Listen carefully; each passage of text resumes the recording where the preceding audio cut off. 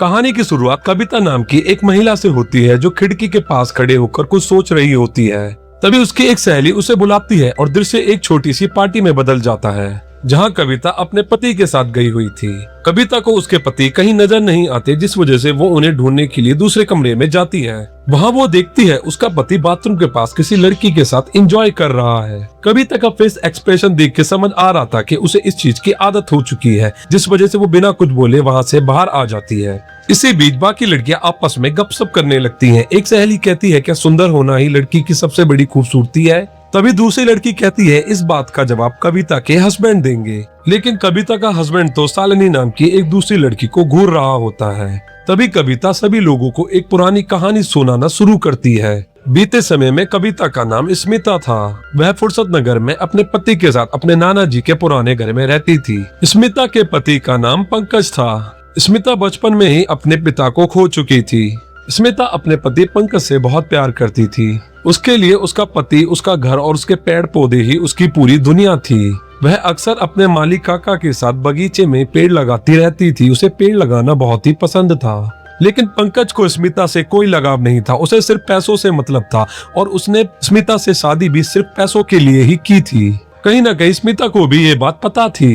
ये तो गलत बात है यार, लौंडे पैसों के लिए शादी कर रहे हैं, ये काम तो लड़कियों का होता है यार। दूसरी ओर हम रतन नाम के एक भ्रष्ट पुलिस ऑफिसर को देखते हैं जो गजेंद्र नाम के एक गैंगस्टर के लिए अवैध काम करता था। एक दिन स्मिता के पास उसकी मौसी का फोन आता है। मौसी उसे बताती है कि उसकी बेटी शालिनी की फुर्सत नगर में नौकरी लग गई है और क्या वह स्मिता के घर रह सकती है। स्मिता खुशी खुशी मान जाती है और शालिनी के लिए कमरा तैयार करने लग जाती है, लेकिन उसे क्या पता था कि शालिनी ही उसकी जिंदगी में एक काल बनकर आ रही है। वहीं दूसरी ओर हम पंकज को देखते हैं जो जुए में सारा पैसा हार चुका था। तभी वहाँ पे गजेंद्र के आदमी आ जाते हैं और पंकज को गजेंद्र के पास लेकर चले जाते हैं। गजेंद्र पंकज से अपने 20 लाख रुपए मांगता है जो पंकज ने उससे उधार लिए थे, पर पंकज तो वो सारे पैसे जुआ और शराब में उड़ा चुका था, जिस वजह से उसके पास 1 रुपए नहीं था। वह गजेंद्र से कुछ दिनों की मोहलत मांगता है, पर गजेंद्र मोहलत देने से मना कर देता है और वो कहता है कि जल्द से जल्द मेरे पैसे लौटाओ, नहीं तो मैं तुम्हें मार दूंगा। फिर पंकज घर जाके स्मिता से मुरादाबाद वाला घर बेचने को कहता है,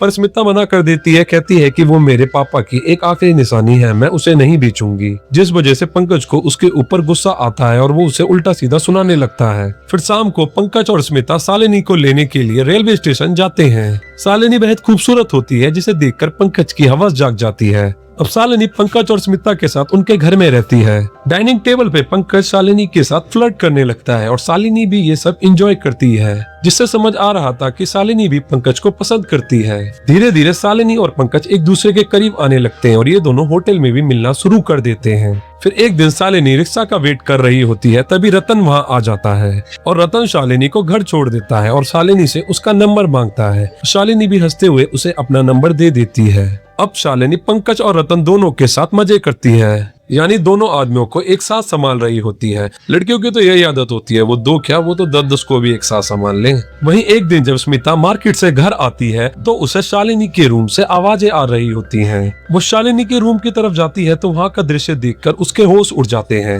वो देखती है कि शालिनी और उसका पति पंकज इंटीमेट हो रहे हैं। ये देखकर स्मिता अंदर तक टूट जाती है। पंकज के लिए शाली आधी घरवाली नहीं पूरी घरवाली बन गई। इतना सब होने के बाद भी स्मिता किसी को अपना दर्द नहीं बताती, वह चुपचाप अपना दर्द सहती रहती है। फिर एक दिन गजेंद्र के लोग पैसों के लिए पंकज के ऊपर दबाव बनाते हैं, तो पंकज स्मिता को रास्ते से हटाने के लिए गजेंद्र को सुपारी दे देता है। लेकिन ये सब बातें स्मिता के माली अंकल सुन लेते हैं और स्मिता को जाकर ये सारी बातें बता देते हैं और कहते हैं कि पौधों के अलावा कोई वफादार नहीं होता।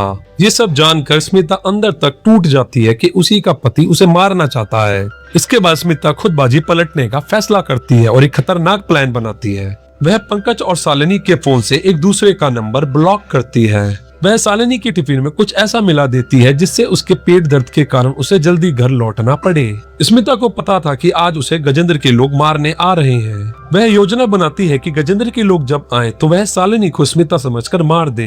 योजना के मुताबिक वही हुआ, गुंडों ने शालिनी को स्मिता समझकर मार डाला। इसके बाद स्मिता पंकज को पहले दिल का दौरा पड़ने जैसा एहसास कराती है और फिर चाकू से उसकी हत्या कर देती है। इसके बाद स्मिता बर्थडे पार्टी में चली जाती है ताकि लोगों को उस पर शक न हो। इसके बाद जांच अधिकारी रतन को मामले की तहकीकात के दौरान गजेंद्र से पता चलता है कि पंकज ने अपनी पत्नी को मारने की गजेंद्र को सुपारी दी थी। गजेंद्र रतन के साथ डील करता है कि वह स्मिता का मुरादाबाद वाला मकान उसे दिला दे, जिसके बदले वो रतन को 20 लाख रुपए देगा।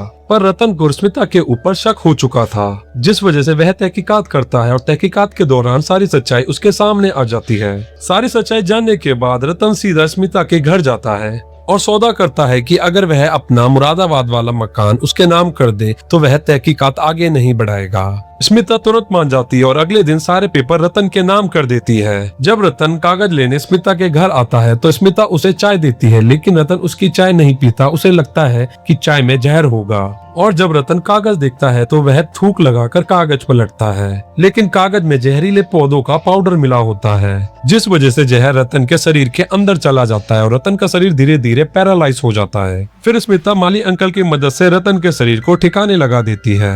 स्मिता ने सभी लोगों से अपना बदला ले लिया था। फिर स्मिता नई जिंदगी की तलाश में हमेशा के लिए वहाँ से चली जाती है। फिर कहानी प्रेजेंट में लौटती है, जहाँ कविता यानी स्मिता अपनी कहानी सभी लोगों को सुना चुकी होती है। यह कहानी सुनकर कविता का पति अंदर तक हिल जाता है, लेकिन उसे क्या पता था यह उसकी पत्नी का पास्ट है, लेकिन यह कविता के पति का प्रेजेंट हो सकता है। क्यों दोस्तों, सही कहा ना मैंने। जब कविता घर पहुँचती है तो काफी सालों के बाद माली अंकल उससे मिलने के लिए उसके घर आते हैं और माली अंकल कहते हैं कि मिलने का समय हो गया है। अंत में एक चौंकाने वाला खुलासा होता है। हम देखते हैं कि रतन मरा नहीं बल्कि वो जिंदा है, पर उसकी पूरी बॉडी पैरालाइज हो चुकी है और यही इस मूवी की एंडिंग होती है। तो दोस्तों, आपको ये मूवी कैसी लगी अपनी राय कमेंट में जरूर दें और ऐसी और भी मूवीज देखने के लिए अभी मेरे चैनल को सब्सक्राइब करें।